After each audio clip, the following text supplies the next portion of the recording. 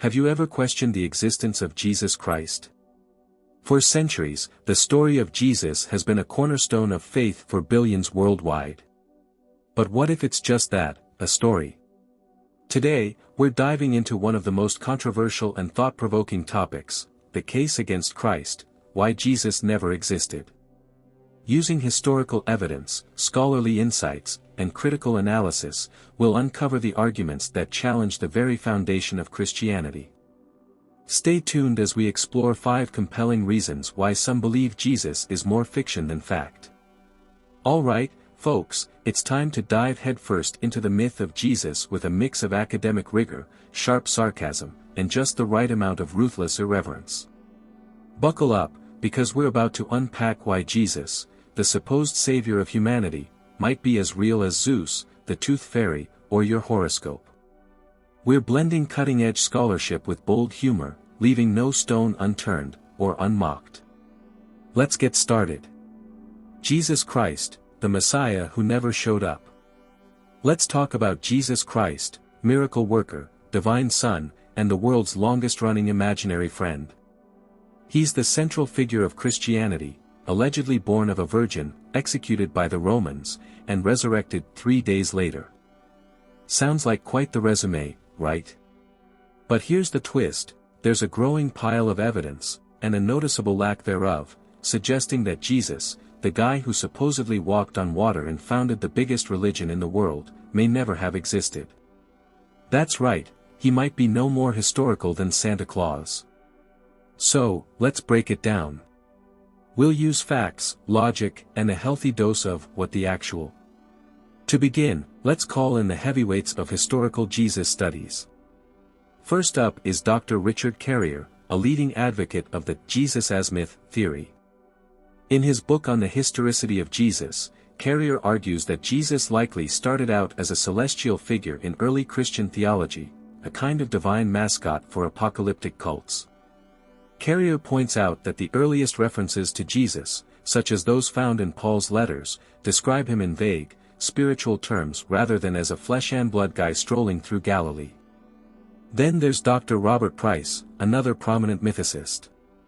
Price draws parallels between Jesus and mythical figures like Osiris, Mithras, and Dionysus. He suggests that, much like these other deities, Jesus may have been a purely symbolic character, one who later took on a historical persona as stories about him evolved. Let's talk about how the story of Jesus conveniently checks off all the boxes of ancient pagan myths. Virgin birth? Check. Death and resurrection? Check.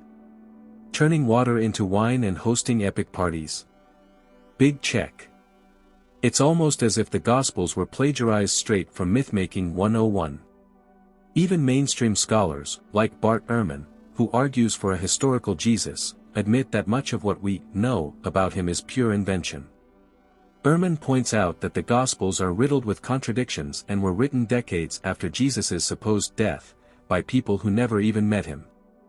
In other words, they're about as reliable as your drunk uncle's bar story about the time he met Elvis. Here's your first major red flag: if Jesus really existed, why didn't anyone write about him during his lifetime? The Romans were meticulous record keepers, they documented everything from tax receipts to petty crimes. But when it comes to Jesus, the supposed most important figure in history? Crickets. Not a single contemporary source mentions him. Think about it, a guy who fed 5,000 people with a fish sandwich, healed the sick, walked on water, and performed countless other miracles, yet not one person at the time thought to jot down, "Hey, I saw this crazy dude today." That's weird, right? Of course, Christian apologists love to bring up names like Josephus, Tacitus, and Pliny the Younger as proof that Jesus existed. But let's take a closer look at these so-called sources. Spoiler alert, they're far from the slam-dunk believers might think they are. Let's start with Josephus. The famous Testimonium Flavianum, found in Antiquities of the Jews, mentions Jesus, but most scholars agree this passage was tampered with by later Christian scribes. It sticks out like a sore thumb, using language Josephus himself never would have written. If Josephus is your smoking gun, you might as well be shooting blanks. Even if parts of the passage are authentic, Josephus wasn't born until after Jesus' alleged death. In other words, it's hearsay at best. Next, we have Tacitus, who, in his Annals, written a full 80 years after Jesus' death, mentions Christus being executed by Pontius Pilate. But again, this is second-hand information, likely based on what Christians were saying at the time.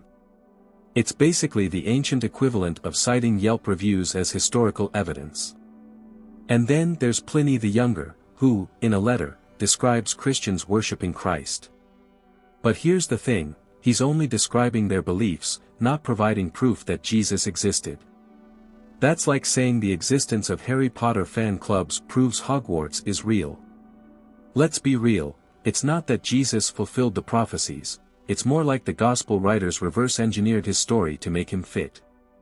And when you unpack how they pulled it off, it's nothing short of a colossal joke. Imagine this, you're a gospel writer, tasked with selling Jesus as the Messiah. Luckily for you, you've got the Hebrew scriptures right there, jam-packed with juicy messianic prophecies. What do? You cherry-pick the ones that work, force them into your story, and conveniently ignore any pesky details that don't fit. As Dr. Robert Price bluntly puts it, the Gospels weren't written to document real events, they were crafted with the Old Testament in hand, using those scriptures as a blueprint for Jesus' life. In other words, they weren't chronicling history, they were writing fiction that looked like fulfillment. The Gospel writers weren't just stretching the truth, they were hijacking Old Testament passages, slapping Jesus' name on them, and calling it a prophecy fulfilled. Let's break down some of their greatest hits. Behold, a virgin shall conceive and bear a son. Sounds impressive, right? Except, plot twist, the Hebrew word alma doesn't mean virgin, it just means young woman. And in context, this wasn't about Jesus at all. It was a prophecy for King Ahaz, referring to a child born in his own time. But Matthew? He yanked it out of context, duct-taped it to Jesus' birth story, and called it a day. Creative? Sure. Accurate? Not even close. The Gospels love quoting Psalm 22 during Jesus' crucifixion, especially the line, my God, why have you forsaken me?" They frame it as though Jesus was reenacting this psalm on the cross. But here's the thing, Psalm 22 isn't a prophecy. It's a lamentation, a poetic cry of anguish from someone feeling abandoned by God. The Gospel writers cherry-picked a few lines and spun them into their narrative. It's like remixing a breakup song into a love ballad, it doesn't work. Your king comes to you riding on a donkey. The Gospel of Matthew got so hyped about this prophecy that it completely botched the execution. Matthew somehow interprets the passage as Jesus needing to ride both a donkey and a colt at the same time. Picture it, Jesus awkwardly perched on two animals, multitasking his way into Jerusalem. That's not prophecy fulfillment, that's bad continuity and borderline animal abuse. The Bible lays out a pretty clear checklist for the Messiah, a king who will bring peace, rebuild the temple, and restore Israel.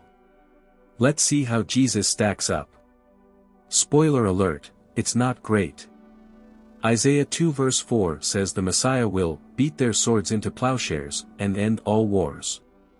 Sounds nice, right? But let's be real, since Jesus' time, the world has been on a never-ending war bender. If anything, we've upgraded from swords to nukes. Unless Jesus is coming back with a universal disarmament plan, he flunked this one hard. Ezekiel 37 verses 26 to 28 promises the Messiah will build a new temple. So, did Jesus swing a hammer or lay a single brick? Nope. Instead, the Romans destroyed the existing temple in 70 CE, and it's been rubble ever since. Way to go, Messiah. Jeremiah 23 verses 5 to 6 says the Messiah will reign as a king from David's line and restore Israel to its former glory. Jesus' attempt? He got crucified by the Romans, a humiliating and painful death, not exactly the triumphant king anyone was expecting. Jesus' life and the Old Testament prophecies? They're not historical accounts, they're literary constructs. It's like writing a movie script about a superhero, then claiming they're real just because they hit all the familiar tropes. If Marvel can do it with Iron Man, why couldn't the early Christians do the same with Jesus? When discussing the existence of historical figures, evidence is key. Surprisingly, there's a glaring lack of contemporary accounts of Jesus' life. During the 1st century, historians such as Philo of Alexandria and Seneca documented various events and notable figures in the Roman Empire, but not Jesus. Even the works of Josephus, often cited as evidence, have been called into question due to suspected interpolations. The absence of direct, 1st century records raises doubts about whether Jesus ever walked the earth. Many scholars argue that the story of Jesus mirrors older mythological figures. For instance, deities like Horus, Mithras, and Dionysus share striking similarities with Jesus: virgin births, resurrection tales, and roles as saviors of humanity. Could the story of Jesus simply be a repackaging of earlier myths tailored to the cultural context of 1st century Judea? This theory suggests that the gospel narratives may have been designed to align with pre-existing religious archetypes. The 4 canonical Gospels, Matthew, Mark, Luke, and John, are often cited as proof of Jesus' life. However, a closer examination reveals numerous contradictions. From the differing genealogies of Jesus to conflicting accounts of his birth, death, and resurrection, these inconsistencies challenge the reliability of the texts. Furthermore, the Gospels were written decades after Jesus' supposed lifetime, raising questions about their historical accuracy and authenticity. Paul's epistles are among the earliest Christian writings, yet they provide little evidence of a historical Jesus. Instead of referencing Jesus as a man who recently lived, Paul often describes him in spiritual or mystical terms. He omits key details like Jesus' miracles, teachings, or life events, elements that one would expect in letters written by someone so close to the origins of Christianity. This omission leads some scholars to suggest that Paul's Christ was a purely celestial figure. The emergence of Christianity in the Roman Empire wasn't just a religious phenomenon, it had political implications. Some theorists argue that the story of Jesus was crafted as a tool for social control, offering a unifying narrative during times of unrest. By promoting virtues like obedience, humility, and pacifism, the Jesus story may have served to stabilize Roman society. Could the figure of Jesus have been a fabrication intended to serve the needs of an empire? The early Christian traditions bear a striking resemblance to pagan rituals that predated them by centuries. Practices such as baptism, the Eucharist, and the celebration of December 25 have parallels in earlier religions like Mithraism and the cult of Osiris. This overlap suggests that the Jesus narrative may have been heavily influenced, or even derived, from these older traditions. Such borrowing raises questions about the originality and historical basis of Christianity's central figure. While archaeological discoveries have shed light on countless historical figures and events, no definitive artifacts, inscriptions, or structures have been found to confirm Jesus' existence. Locations tied to his life, such as Nazareth, were either insignificant during his alleged lifetime or show no concrete link to him. This lack of tangible evidence contrasts with the wealth of material findings for other key historical figures. Scholars widely believe that Mark's Gospel was the first to be written, and that Matthew and Luke drew heavily from it. Interestingly, Mark's narrative shows signs of being a literary work, structured to convey theological messages rather than historical facts. For instance, parallels between Jesus' story and the Hebrew Bible suggest that Mark may have crafted Jesus' life to fulfill prophecies, rather than recount real events. Christianity began as an oral tradition, with stories about Jesus passed down through word of mouth before being written decades later. Oral traditions are prone to embellishment and alteration, making it difficult to separate fact from fiction. Over time, these stories may have evolved into the elaborate gospel accounts, raising doubts about their historical reliability. Apart from the disputed writings of Josephus, no non-Christian sources from the 1st century provide a reliable account of Jesus' life. Roman historians like Tacitus and Suetonius mention Christians, but their references to Jesus are vague, brief, or written long after his supposed death. Without independent corroboration, the case for Jesus' historical existence weakens. The miraculous acts attributed to Jesus, such as walking on water, raising the dead, and feeding thousands, align more with mythological storytelling than historical reality. These miracles bear similarities to other mythical figures and seem to serve a theological purpose rather than documenting actual events.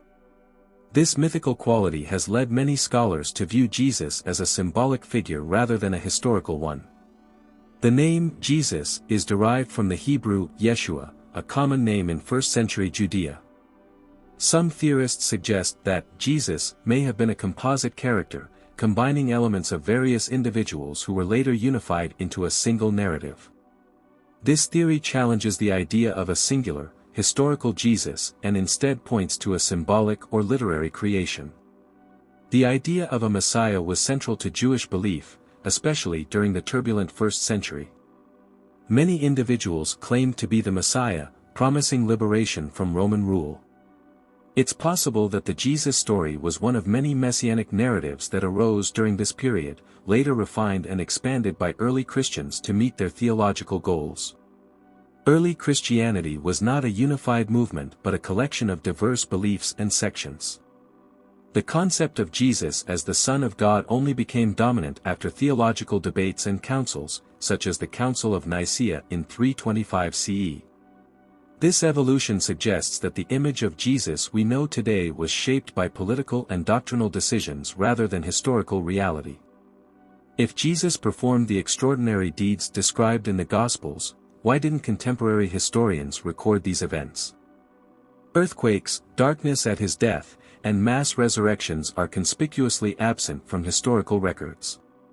Such silence raises doubts about the historicity of these claims and, by extension, the existence of the figure behind them.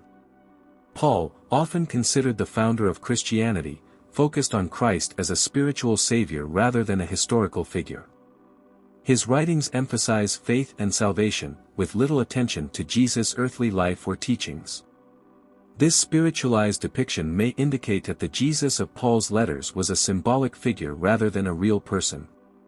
The Gospel of Thomas, a non-canonical text, presents a different perspective on Jesus. It lacks a narrative structure and focuses on his sayings, suggesting that early Christians viewed him more as a teacher of wisdom than a historical figure. The differences between Thomas and the canonical Gospels highlight the diversity of beliefs about Jesus in early Christianity. The Gospel accounts differ significantly in their details, from Jesus' birth to his resurrection. These discrepancies suggest that the story of Jesus was not based on a single historical figure but rather evolved over time through various traditions and interpretations.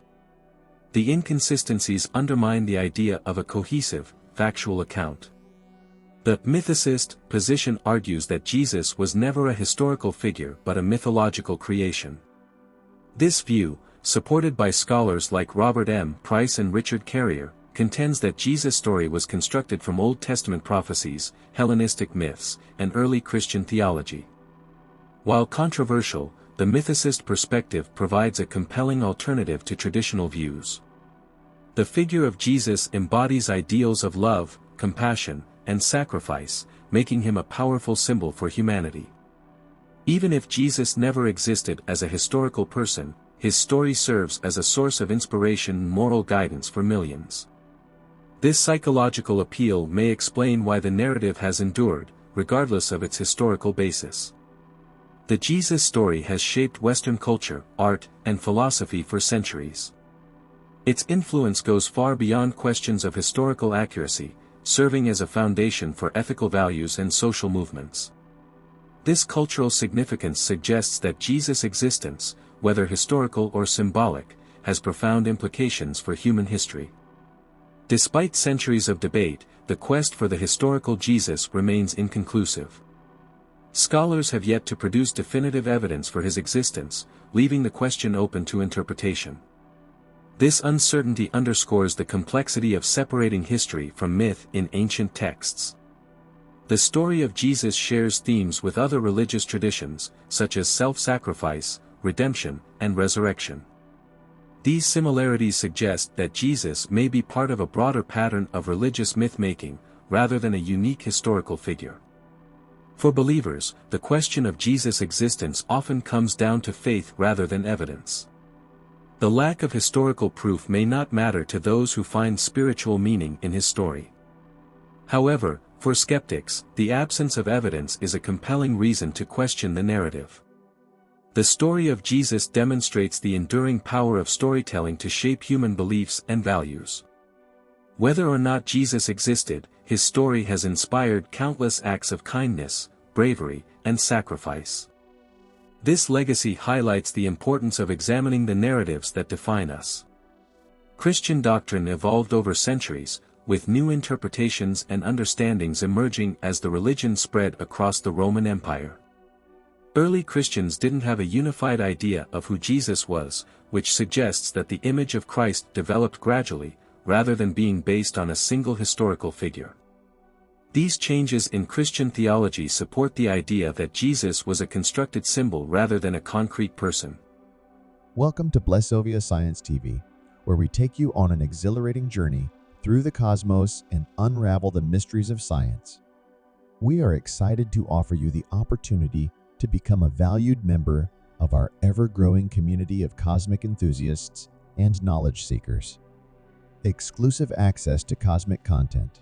As a member of Blessovia Science TV, you will gain exclusive access to a treasure trove of cosmic content, including documentaries, interviews with leading scientists, space missions updates, and awe-inspiring visualizations of the universe, live Q, and sessions with experts. Your membership will grant you the chance to participate in live Q and sessions with renowned scientists, astronomers, and space explorers. Get your burning questions answered by those who push the boundaries of human knowledge. Embark on a journey that spans the cosmos and join us in unraveling the secrets of the universe. Become a Blessovia Science TV member today, and together we will reach for the stars. Thanks for watching. Subscribe, like, and share. Don't forget to leave your comment.